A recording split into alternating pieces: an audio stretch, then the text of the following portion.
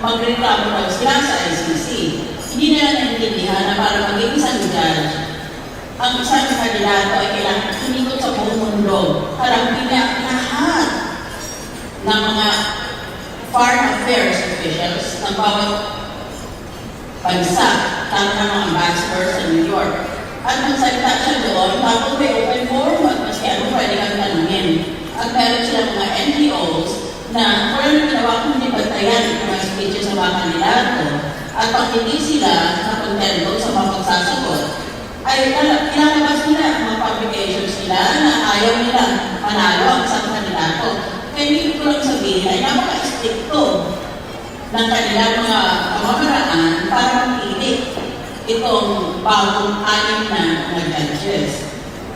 Ngayon, ayaw ng ibang mga naninilag sa akin na papuntahin ako sa ICC.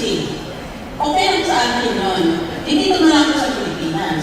Manatili akong senador, meron akong term of office ng 6 na taon, at meron akong parliamentary immunity. Ang senador, basta kung sasabihin niya, hindi mo yan padimanda sa korte dahil sa natawag na parliamentary immunity. Kaya, kung matuloy man itong maninilag sa akin, maswerte sila. Pero, kung matuloy